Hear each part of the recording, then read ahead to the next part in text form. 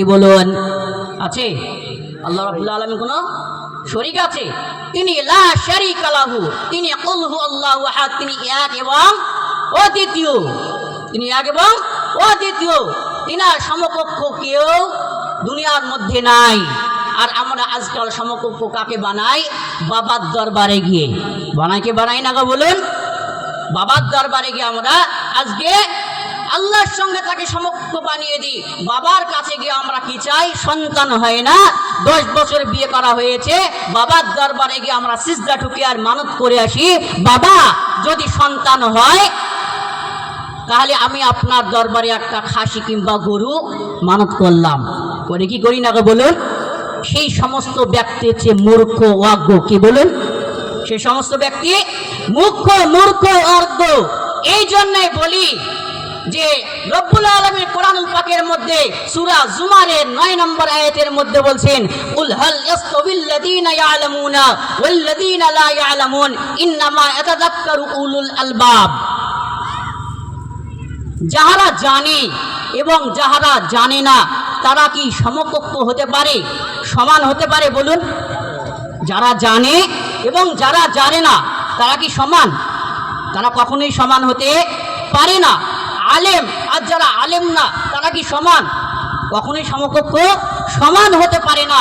সুতরাং সেই বাবা, যে বাবার দরবারে গিয়ে তারা সিজদা ঠোকে, বাবার দরবারে গিয়ে মানুষ করে, বাবার দরবারে গিয়ে চায় আল্লাহকে বাদ দিয়ে, সেই বাবার আল্লাহ কি সমান হতে পারে কখনো বলুন?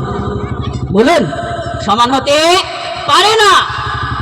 এই যারা বাবার দরবারে গিয়ে যারা বাবার মুরিদগুলো আছে, যে সমস্ত পীর সাহেবের মুরিদরা আছে, তারা যদি মনে করে আমি মাজারে গেলে পাবো, আমি আল্লাহকে বাদ দিয়ে মাজারে গেলে পাবো, তাহলে আমি তাদের জন্য বলতে চাই যে আল্লাহ রাব্বুল আলামিন যে পাতাল থেকে পানি ওঠে সেই পানিও তো পানি, আর আপনার বাবা যেটা প্রস্রাব করে সেটাও তো পানি। তাহলে আপনি আল্লাহর দেওয়া পানি কেন খান? তাহলে আপনার বাবার প্রস্রাব খেয়ে আপনি বেঁচে থাকুন দুনিয়ার মধ্যে।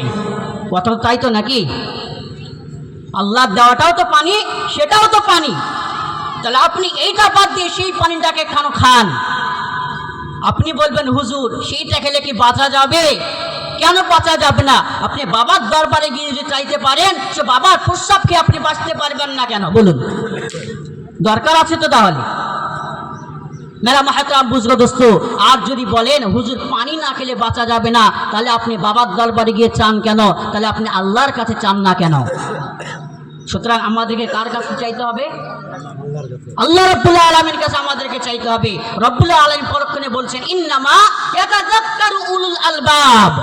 যারা জ্ঞানী ব্যক্তি তারাই একমাত্র উপদেশকে গ্রহণ করবে, তারাই জ্ঞানকে শ্রবণ করবে, তারাই একমাত্র জ্ঞান নেবে।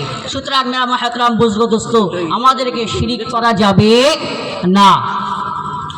এবারে মাহতারাম বুজুর্গ দোস্ত, আমার জ্ঞানী গুণী বুদ্ধিজীবী আল্লাহ বাপজি আমার ভাইয়েরা, আল্লাহ নবী সাল্লাল্লাহু তাআলা আলাইহি ওয়াসাল্লাম বলেন, জাবের রাদিয়াল্লাহু তাআলা থেকে বর্ণিত